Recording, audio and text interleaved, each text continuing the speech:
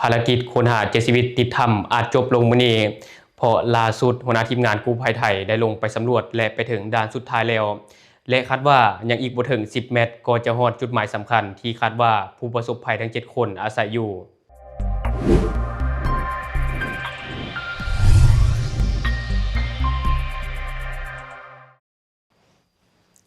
สบายดีท่านผู้ชมยินดีต้อนรับเข้าสู่รายการโชคเดอะนิวและข่าวที่ข้าพเจ้าอยากจะนำเสนอในมื้อนี้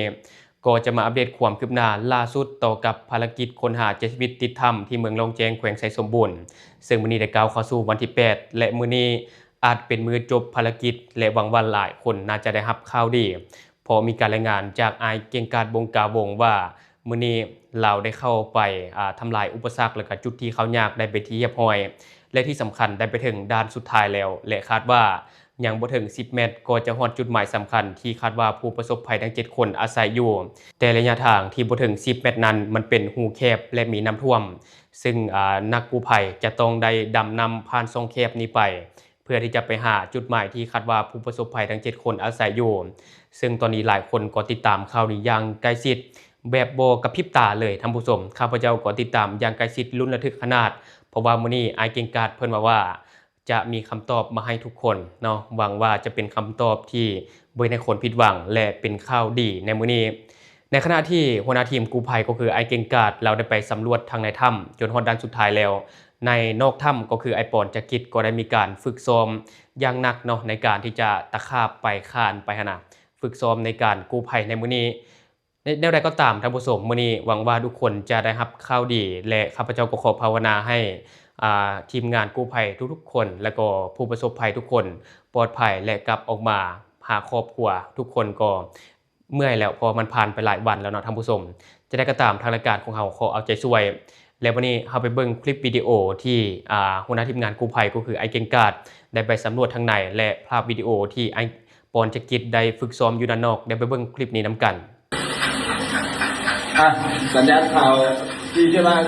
สัญญาณข่าวนี้นะครับนี่เป็นพื้นที่ที่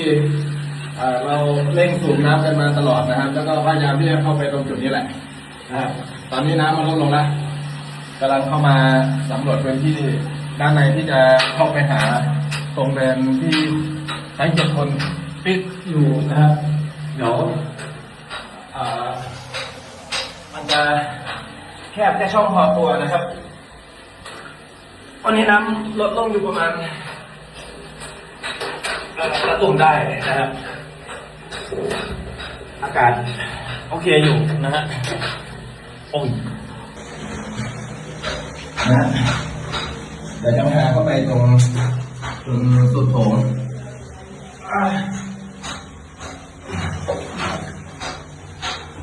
ตรงนี้ดูแล้วน่าจะลึกนะครับเดี๋ยวคงต้องสำรวจดูก่อนมันพื้นที่ในแค่นี้นะฮะตลอดสายเลยอุ้ยออกมาก่อนนะออกมาก่อนมาปืนน้ำอย่าเพิ่งโอ้ยจังหวะท่าตรงนี้คือมันเป็นพื้นที่ที่เราจะต้องดำต่อจากโถง4นะครับนี่คือทะลวงเข้ามาได้แล้วนะครับในตอนนี้มันจะอยู่ในระดับที่เราจะต้องดำน้ำลงไปในปล่องนี้นะครับซึ่งตัวนั้นไปต่อไม่ได้แล้วจะต้องดำลงด้านล่างเนี้ยแล้วก็เบี่ยงขวาเข้าไปนะครับซึ่งพอเราเบี่ยงขวาเข้าไปเนี่ยมันก็จะใกล้พื้นที่แบบตรงจุดต้องสงสัยที่คาดว่าเขาจะอยู่นะครับตอนนี้พยายามส่งเสียงส่งสัญญาณเรียกเขาอยู่นะครับเดี๋ยวอีกสักพักหนึ่งเราจะเริ่มเทปไดฟ์ลงไปนะครับเดี๋ยวจะให้มิสเตอร์นิโกะกับครูเบสนะครับดำเนินการต่อนะครับเดี๋ยวตอนนี้กำลังเร่งระบายน้ำช่วยกันอยู่เท่าที่จะช่วยได้ในขณะเดียวกันก็จะทำงานไปพร้อมๆกันเลยนะครับข่าวดีคงอีกไม่นานครับให้กำลังใจกันโอ้ยแคบเกินเดี๋ยวครับครับ next eye close หยุดหลับตานะครับหลับตาต่อไปเป็นงานหลับตานะครับ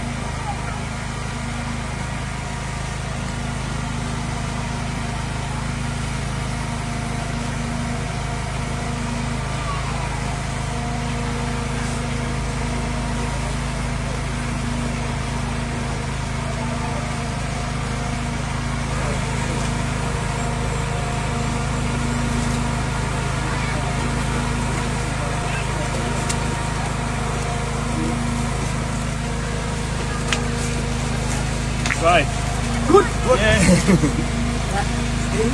I think we understand each other. Yeah. So phone number from your size. In fact, 1 ሜትር. Yes. Good. So now we are waiting for จะรู้เรื่องวันนี้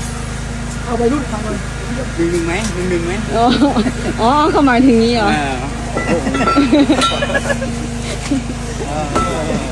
และทั้งหมดก็คือสิ่งที่ข้าพเจ้าอยากจะนำเสนอในมื้อนี้ซึ่งคำตอบที่ทุกคนรอคอยอาจจะมาถึงในอีกบ่จักชั่วโมงทางหน้านี้เท่านั้นแต่ว่าทางรายการของเราจะติดตามข่าวนี้ถ้ามีอย่างคืบหน้าทางรายการของเราจะรีบเก็บเอามาอัปเดตให้กับท่านผู้ชมได้ทราบตื่นทุกคนมีความคิดเห็นอะไรกับข่าวนี้ก็อย่าลืมคอมเมนต์แลกเปลี่ยนกันได้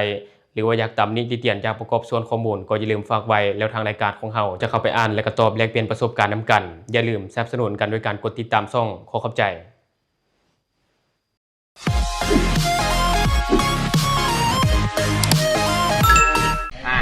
มาครับผม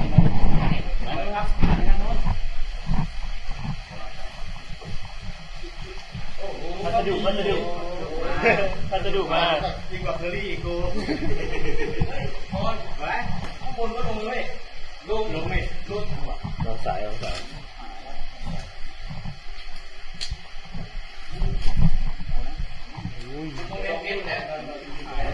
สดุน้ำเข้าลดลงเนี่ยที่พันในประเทศไทยเลยใช้จังหวะ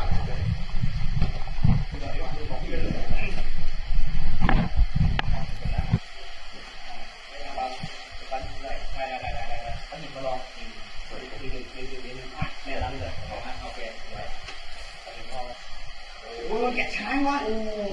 ไม่ใช่ได้เว้ยโอ้โหที่แกะจะเสร็จแล้วไม่ใช่ได้เว้ยเนี่ยช่างเน็ตเก่าเนี่ยช่างเน็ตเก่าแล้วเนี่ยมาเดี๋ยวจะมาพวกเราเตรียมไลฟ์สดเลยเดี๋ยวสวัสดีสาวได้ได้เฮ้ยได้ดิก่อนอ้าวไม่ได้ไหมเฮ้ย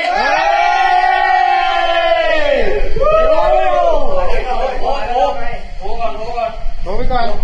ฮัลโหลกลุ่มเลยสวัสดีครับ สวัสดีครับ ก็